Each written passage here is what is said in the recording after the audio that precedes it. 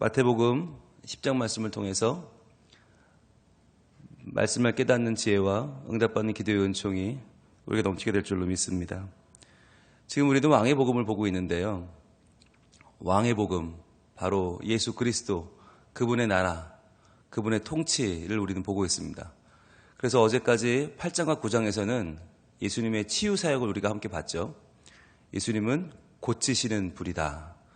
예수님은 우리의 질병과 우리의 절망을 고치시고 우리의 죽음까지도 정복하셔서 마침내 우리의 모든 전인적인 생을 통치하시는 왕이시다라고 하는 걸 선포하는 것이 바로 8장과 9장이었는데, 오늘 10장은 다시 한번 예수님의 설교 또는 예수님의 강화로 이어집니다.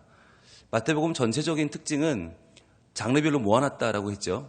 그래서 8장과 9장은 예수님의 치유 사역 10가지를 모아놓은 이야기고, 또 10장은 제자들에게 주시는 예수님의 말씀이 등장하고 또 행동이 나오고 또 강화가 나오고, 이렇게 계속 두 가지가 교차되면서 오며 가며 그렇게 이어지는데, 오늘의 10장은 왕이신 예수님께서 누구를 통해 일하시는가라는 걸 보여주는 거예요.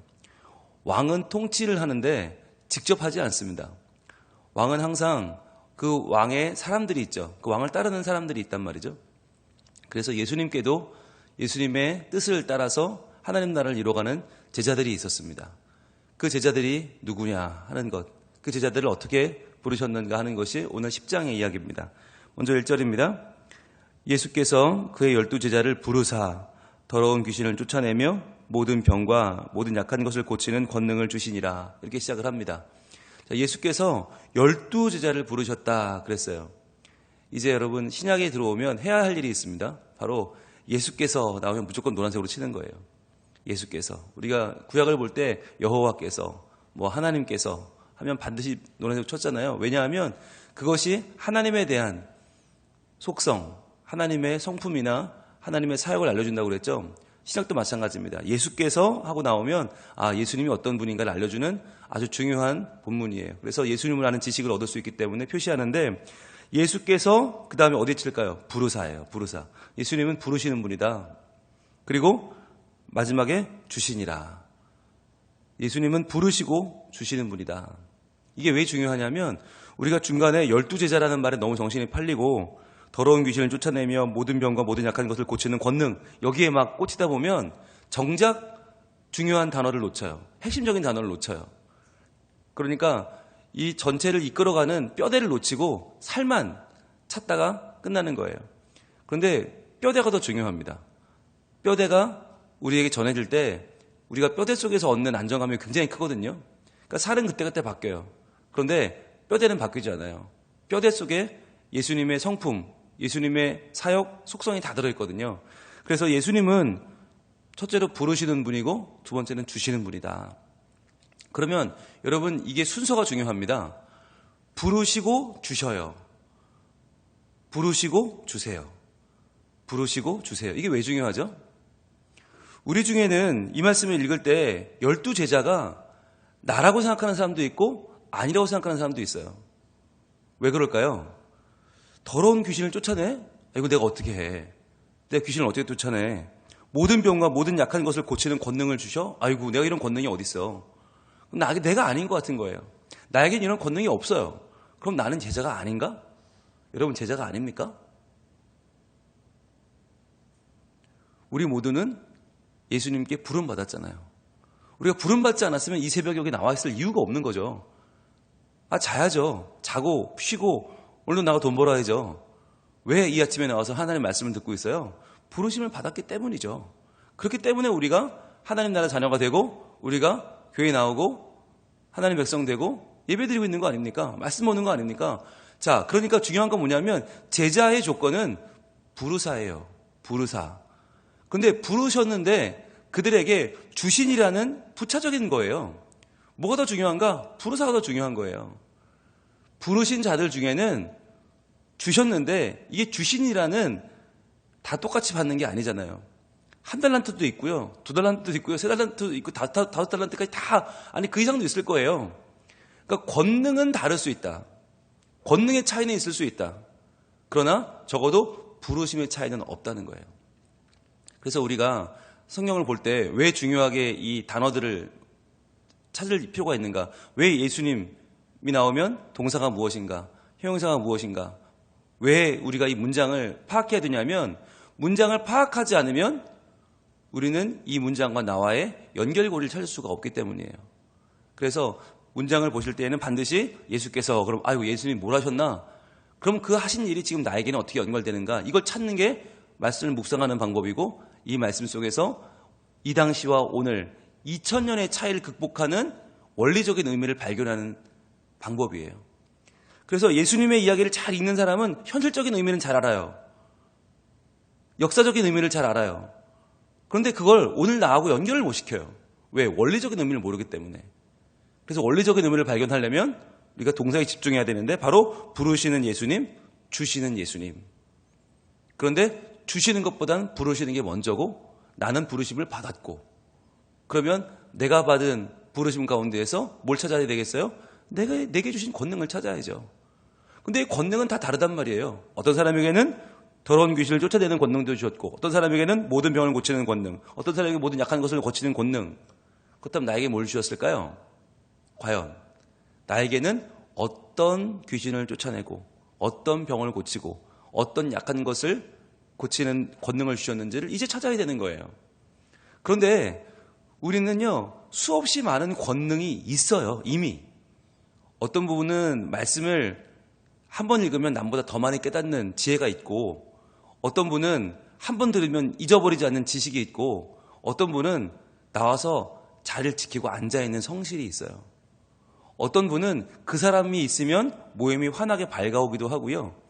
어떤 분은 그분이 함께 있다는 것만으로 사람이 안도감을 느끼기도 해요. 어떤 분은 그분이 입만 열면 분위기가 꽃이 활짝 피는 분도 있어요. 여러 가지 분들이 있어요. 어떤 분은 아무 말도 안 하는데 옷만 입고 와서 앉아 계셔도 옷이 화려하고 사람들의 마음을 풀어주고 기쁘게 해주고 또는 그분이 웃기만 해도 정화되는 분위기도 있어요. 그래서 저는 참 우리 성도분들을 볼 때 매력이 넘친다. 근데 매력이 뭐냐? 권능이거든요. 남에게 없는 거. 내가 가지고 있는 그 나의 성품과 나의 색깔과 나의 삶의 향기가 다른 사람에게 영향을 미치는 게 권능이에요. 여러분 그래서 우리가 이 말씀을 읽을 때 12제자는 특별했나 보다가 아니고 12제자는 12제자니까 그랬나 보다가 아니고 나도 주님의 부르심을 받았는데 그렇다면 내게 주신 권능은 무엇일까를 찾아내는 사람. 그래서 그 권능으로 예수님을 증거하는 일에 힘쓰는 사람이 중요한 거예요. 여러분 우리가 여기서 자꾸 나는 이 귀신 쫓아내지 못하는데 나는 병 못 고치는데 권능도 없는데 여기에만 집중하면요. 이 제자들의 이야기는 남의 얘기가 돼요. 근데 더 중요한 건 뭐냐? 뭘 받았냐가 중요한 게 아니라 이들이 왜 받았냐가 중요한 거 아닙니까? 왜 이런 권능을 주셨는가가 더 중요해요. 그게 7절이에요. 7절. 우리 한번 7절 한번 읽어봅시다. 시작. 가면서 전파하여 말하되 천국이 가까이 왔다 하고 이거 하라고 필요한 거예요. 천국이 가까이 왔다. 이게 누구의 외침입니까? 먼저는 세례요한의 외침이고 그 다음은 예수님의 외침이죠. 똑같은 외침을 제자들이 이걸 또 외치는 거예요. 천국이 가까이 왔다. 천국이 왔다. 이게 예수님이다. 예수님 오셨다. 이 이야기를 전하기 위해서 때로는 이 이야기에 신빙성을 더하고 이 이야기에 구체적인 근거를 제시하기 위해서 때로는 귀신도 쫓고 때로는 병도 고치고 하는 거지 그게 핵심이 아니란 말이에요. 중요한 건 천국이 가까이 왔다가 중요한 거죠. 그러니까 우리가 이 일을 행하는 자라야 되는 거고 이 일을 행하는 자는 제자인 거죠. 무슨 권능 받았는지는 그건 핵심이 아니다. 내가 무엇을 받았고 무슨 능력이 있고 무슨 은사를 받고 그거 여러분 아무것도 중요하지 않아요. 그건 자랑할 것도 아니고 그건 구할 것도 아니에요. 진짜 자랑하고 정말 구해야 될 게 뭐냐? 천국이 가까이 왔다는 거예요. 그런데 그동안 한국교회가 실패했던 이유는 뭐냐면 전도를 뭐라고 했죠? 예수 믿고 천국 갑시다 그랬단 말이에요. 근데 천국 갑시다라고 하는 말은 천국에 왔다는 말과는 좀 다른 말이에요. 예수 믿고 천국 갑시다. 바른 말이긴 하지만 이게 오해의 소지가 있는 게 그럼 천국 가는 건 언제 가는 거예요? 죽어서 가는 거예요. 그러니까 천국을 간다는 개념으로 이해하면 지금은 상관없잖아. 지금은 내 맘대로 살다가, 지금은 죄 짓고 살다가, 나중에 예수를 믿었으니까 그걸로, 그게 무슨 보증금이에요? 나중에 갯돈 타듯이 죽으면 천국 갑시다. 이건 사람들에게 영향력을 주지 못했어요. 오히려 기독교 저것들은 살아서는 온갖 욕심 다 부리고 죽어서는 천국까지 가겠대. 아이고, 욕심꾸러기들. 난 저렇게는 안 살고 싶네. 그리고는 다 그걸 떠나버렸어요. 젊은이들, 지식층들, 생각하는 사람들 다 교회를 떠났어요. 왜? 예수 믿고 천국 갑시다 때문에. 이제는 천국 가는 게 아니에요. 천국이 왔어요. 천국이 가까이 왔다. 여러분, 이게 원래의 복음이에요. 오리지널 복음은 천국이 가까이 왔다예요. 예수님이 우리에게 오셨다. 그러니까 예수님을 믿으면 지금 내가 천국을 사는 거죠. 여기서 천국을 사는 거지 나중에 천국을 가고 어쩌고. 여러분, 그럼 나중에 가서 없으면 어떡할래요? 그럼 예수 헛며든 거예요? 그건 우리의 인생을 너무 도박에 거는 거예요. 죽어서 천국이 있는지 없는지 그때 가서 고민하면 여러분 그 인생 얼마나 불쌍합니까? 지금 예수를 믿고 여기서 천국에 와야죠. 여기서 천국을 만나야죠. 천국을 살아야죠. 그러니까 정의와 공의와 사랑과 긍휼을 행하며 살아야 되는 것이고 지금 이 땅에서 하나님의 사람으로 당당하게 살아야 되는 거고 적어도 비겁하지 않게, 적어도 치사하지 않게, 적어도 남 부끄럽지 않게 살아야 되는 거 아닙니까? 그런데 그건 다 잊어버리고 천국 갑시다만 남으니까 우리의 삶은 남들이 손가락질하는 삶이 돼버렸잖아요. 좋은 거 있으면 다 세습하고 좋은 거 있으면 다 우리끼리 누리고 말도 안 되는 소리 막 하면서 이 시대에 아픔이 되고 있잖아요. 왜 그런가? 겁이 없어서 그래요. 천국을 나중에 가는 줄 아니까 겁이 없죠. 그러니까 아무 소리나 하죠. 그런데 지금 천국이 가까이 왔다고 믿으면, 지금 내가 예수님을 만났고 지금 내가 천국을 산다고 믿으면 함부로 아무 말도 못하죠. 하나님이 무서워서 욕심껏 살지 못하죠. 적어도 상식선의 교회가 되고, 적어도 인간다운 교회가 되고, 적어도 사랑과 공의가 넘치는 교회가 되죠. 그래야 사람들이 나오지.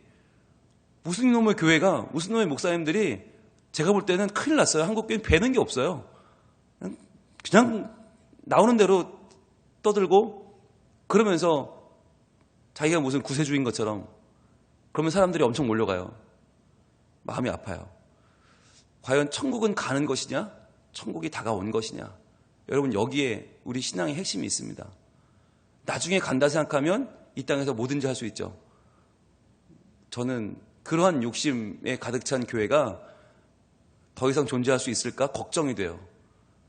과연 한국교회가 얼마나 갈 수 있을까 걱정이 돼요. 빨리 정신을 차리고 오리지널 복음으로 돌아오지 않으면 우리 교회는 위험합니다. 그래서 이 마태복음 10장은 우리에게 굉장히 시사하는 바가 있어요. 천국이 가까이 왔다. 이것이 우리의 복음이 되어야 되는 거죠. 자, 그럼 다시 1절로 돌아가서 12 제자를 부르신 이유가 뭘까? 왜 부르셨습니까?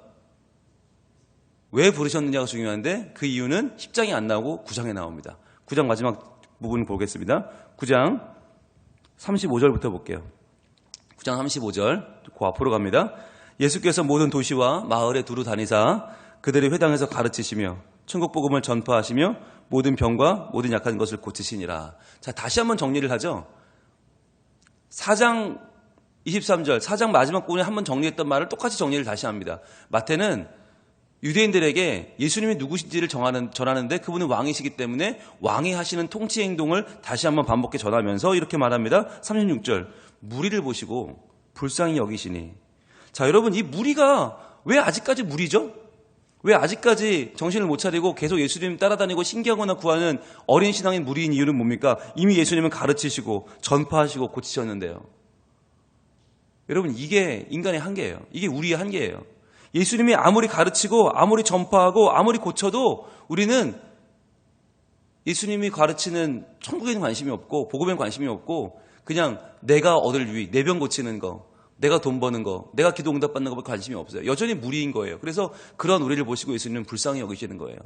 야, 진짜 불쌍하다. 이렇게 천국 복음을 전하는데, 이렇게 가르치고 이렇게 고치는데 저렇게 안 달라지나? 기가 막히시니까 뭐라고 하시냐면 이는 그들이 목자 없는 양과 같이 고생하며 기진함이라. 야, 목자 없는 양처럼 저렇게 갈 길 몰라 방황하고 있는 무리들, 저 어떻게 하면 좋으냐? 그러면서 37절입니다. 이에 제자들에게 이르시되 추수할 것은 많되 일꾼이 적으니. 자, 무리와 제자 차이가 나죠. 무리들 보면은 가슴이 아파하세요. 그런데 제자들에게는 야, 우리가 좀 해야 되지 않겠냐? 다가오시는 거죠. 제자들에게 말씀하십니다. 무리와 제자의 차이 아시죠? 무리는 예수님을 단순히 좋아하는 팬이죠. 제자는 마음을 빼앗긴 사람, 예수님과 한 배를 탄 사람, 예수님의 사역에 동참하는 사람, 예수님 편에 서는 사람. 그러니까 진정한 복음을 이해한 사람은 제자죠. 이 제자들에게 말하는 겁니다. 추수할 것은 정말 많구나. 무리가 저렇게 많은데 저 무리들을 제자로 바꿔줄 일꾼이 없다. 38절 그러므로 추수하는 주인에게 청하여 추수할 일꾼들을 보내주소서 하라 하시니라. 자, 추수하는 주인은 누굽니까? 하나님이죠. 하나님께 우리가 기도해야겠구나. 무엇을? 추수할 일꾼들을 보내달라고. 저 무리들을 추수해서 복음으로 변화시켜 제자를 만들 하나님의 일꾼들이 필요하다고 우리 기도하자. 그러신 거예요. 같이 기도하자 하셨는데 그 다음 바로 10장 1절이 뭐예요? 예수께서 그 12제자를 부르사해요. 그러면 그 우리가 구한 추수하는 일꾼이 누구라는 거예요? 보내주셔서 한 사람이 누구예요? 너희들이라는 거예요. 즉 기도하는 사람과 응답은 다르지 않다는 거죠. 기도하는 우리가 응답이 되는 거예요.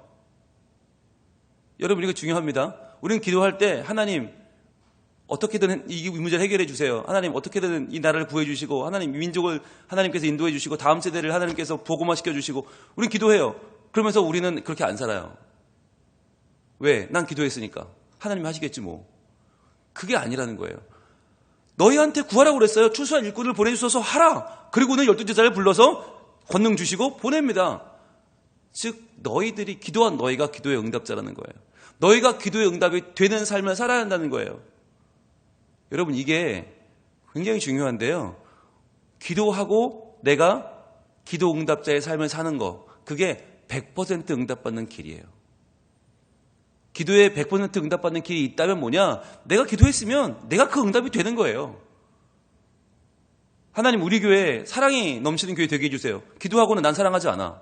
나는 함부로 굴고 나는 잘난 체하고 나는 교만하고 나는 위압적으로 굴고 나는 새로 나온 사람들 무시해. 그럼 여러분 그 기도는 응답되지 않죠. 그러면 사랑이 많은 교회가 되게 해주세요 했으면 어떻게 해야 돼요? 내가 사랑하면 되는 거예요. 내가 새로 만나는 사람들 마음 낮추고 인사하고 내가 식사를 권하고 내가 교회를 직접 안내하고 내가 새신자를 만난 도우미를 자청하면 되는 거예요. 그러면 교회가 사랑이 많아져요.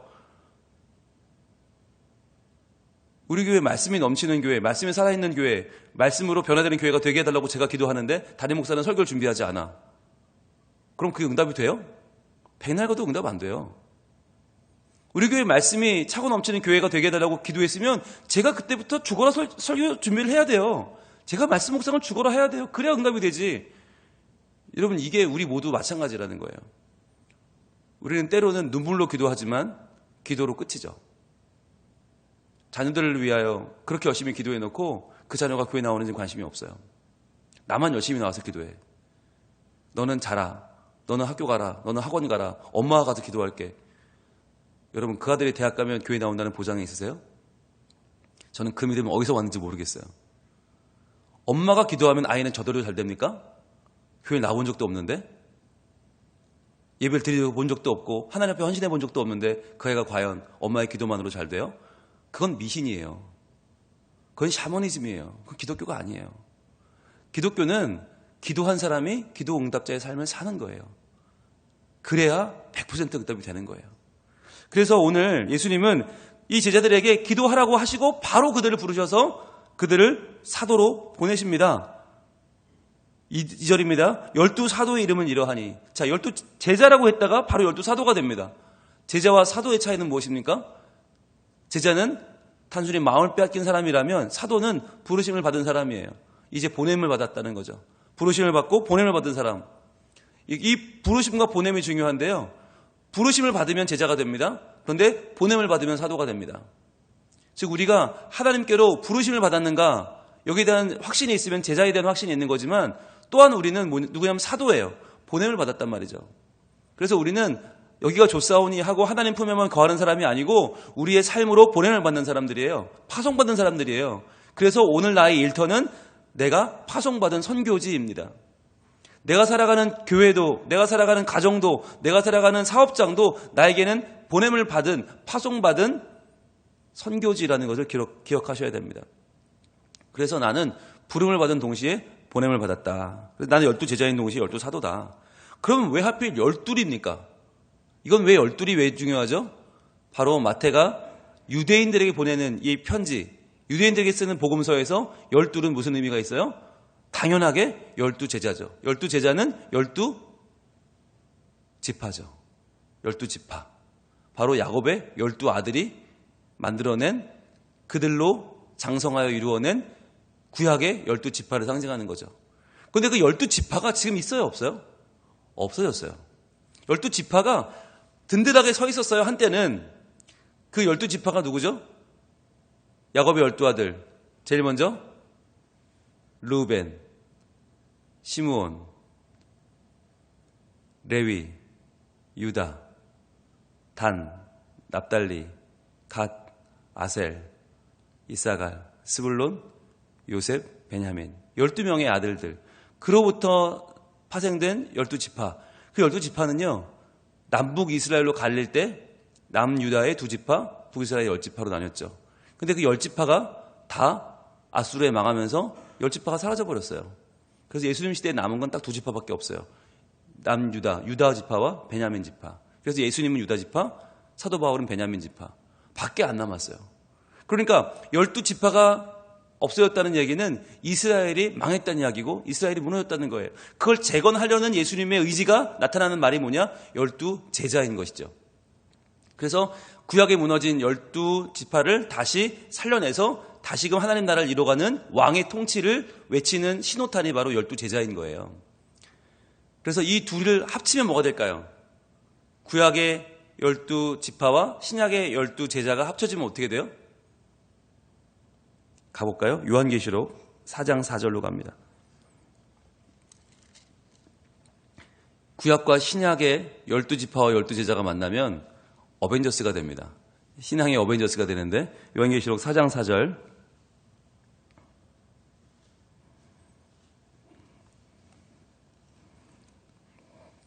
우리 함께 읽을까요? 시작. 또 보좌에 둘러 24 보좌들이 있고 그 보좌들 위에 24 장로들이 흰옷을 입고 머리에 금관을 쓰고 앉았더라 그랬죠.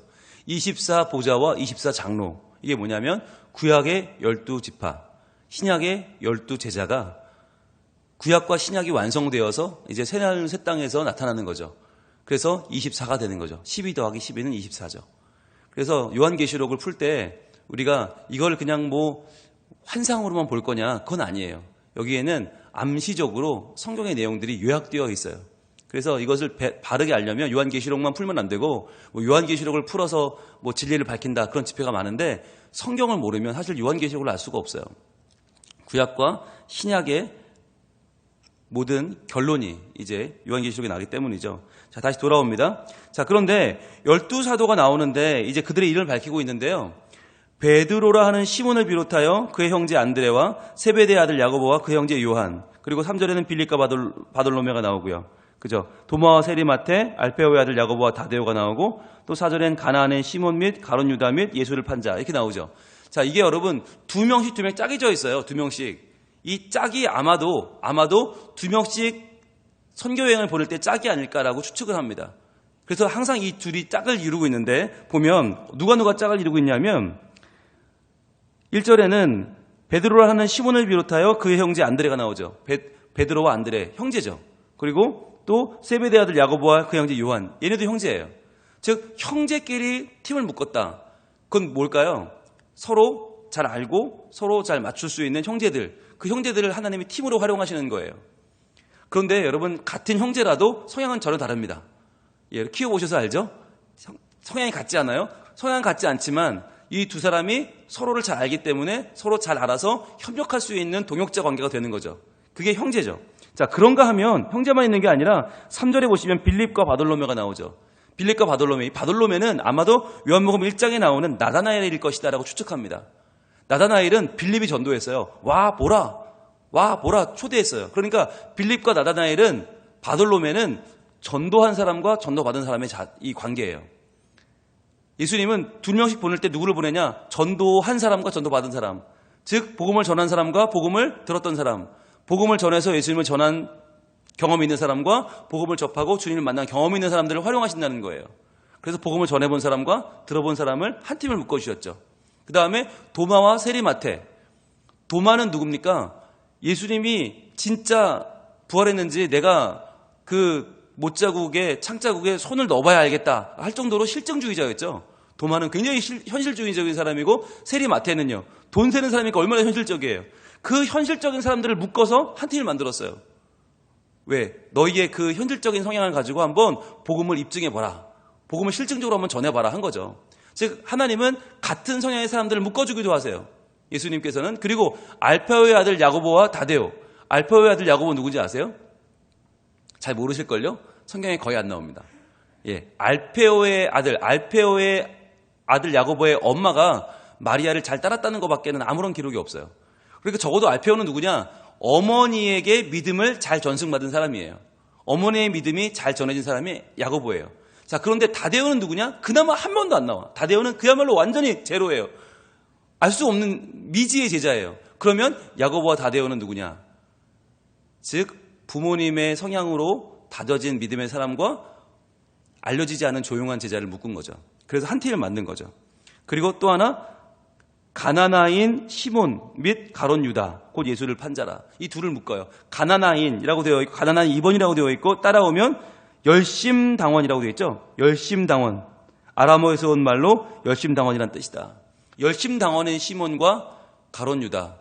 가론 유다는 회계죠. 돈 관리한 사람이죠. 그러니까 이 둘도 굉장히 현실적이고 사회 변혁적인 사고를 가지고 있었어요. 이 둘을 묶은 거예요. 너희 둘이 한번 세상을 변화시켜 봐라. 그러니까 예수님은 두 명씩 묶으시는데 그 두 명이 같이 윈윈 할 수 있는, 시너지를 발휘할 수 있는 팀들을 묶어주시는 거죠. 그런데 우리는 여기서 한 가지를 또 볼 수 있어요. 그게 뭐냐면 바로 세리마태라는 부분이죠. 세리마태. 이걸 누가 썼어요? 마태가 썼어요. 근데 마태는 자기에게만 직업을 밝히고 있어요. 자기만. 왜? 세리인 나도 제자가 되었다는 거예요. 세리인 나도. 여러분 보면 여기서 베드로라 하는 시몬, 이름이 뭐예요? 시몬이에요. 근데 시몬에게 왜 베드로라 하는 말을 붙이죠? 시몬이 둘이니까 그래요. 시몬이 둘이에요. 베드로라는 시몬도 있고요. 가나나인 시몬이 있어요. 둘이니까 베드로라는 말을 일부러 붙이는 거지 베드로가 특별해서가 아니에요. 마찬가지로 야고보도 둘이잖아요. 세베대의 아들 야고보가 나오고 알페오의 아들 야고보가 나오죠. 그러니까 굳이 밝히고 있는 것이지 다른 사람들은 굳이 이 사람이 뭐 하는 사람인지 밝힌 사람이 없어요. 그런데 마태, 자기에게만 세리마태라고 밝히고 있어요. 왜? 나와 같은 이도 복이 있다고 말씀하시는 주님. 나와 같은 세리, 나 같은 죄인 중에 괴수, 나같이 부족한 자도 제자로 불러주시는 예수님의 사랑을 입었다는 것을 기억하고 그는 감사하면서 이 고백을 하고 있는 거예요. 세리인 나도 제자가 되었다. 여러분 오늘 아침에 이 말씀 받으면서 나와 같은 자도 복이 있다고 불러주시는, 나를 불러주시는 예수님의 음성을 우리 같이 듣길 원합니다. 그래서 우리도 새로운 복음을 써가길 원해요. 나에게 주신 나의 복음. 나의 복음을 쓸 때 나같이 부족한 자도, 나같이 연약한 자도, 나같이 욕심 많고 나같이 믿음 없는 자도 불러서 제자로 사용해 주신 예수 그리스도에게 나의 믿음을 고백할 수 있기를 원합니다. 그리고 주님이시여 나에게도 불러주셨으니 나도 보내주시고 권능을 주시고 천국이 여기 있다고 전파할 수 있는 믿음을 주시고 나로 말미암아 예수님이 전해지는 놀라운 복이 임하게 하여 주옵소서. 기도할 때 반드시 하나님이 우리를 부르셨으니 보내주시고 사용하셔서 놀라운 영광을 얻으실 줄로 믿습니다. 기도하겠습니다. 하나님, 마태복음 10장을 함께 읽어 내려가면서 감사와 기쁨과 또한 부끄러움과 우리의 연약함을 함께 봅니다. 그러나 하나님은 자랑할 것이 없는 12명을 묶어서 예수님의 제자를 삼으셨고 그들을 보내셨고 천국이 가까이 왔다고 전파하게 하셨습니다. 하나님, 저희들도 아무리 연약한 나도 불러주시는 하나님의 은총을 믿고 쓰임받기를 소원하게 하여 주옵소서. 믿음으로 주님 앞에 나가게 하여 주옵소서. 그리하여 하나님 나라가 이루어지고 하나님의 통치가 내 삶 가운데 이루어져서 주님, 내 삶을 통하여 주님을 증거하는 복된 하나님 사람들로 살 수 있도록 예수님의 제자로 살아가는 우리의 믿음의 삶이 될 수 있도록 도와주시옵소서. 또한 오늘도 우리의 삶 가운데로 보냄받은 12 사도의 삶을 살기 원하오니 주여, 보냄받은 우리가 믿음으로 살고 천국이 가까이 왔다고 전파하며 믿음으로 이 세상을 사랑과 정의와 공의와 긍휼로 바꾸어가는 하나님의 사람들로 서게 하여 주시옵소서. 예수님 이름으로 기도합니다. 아멘.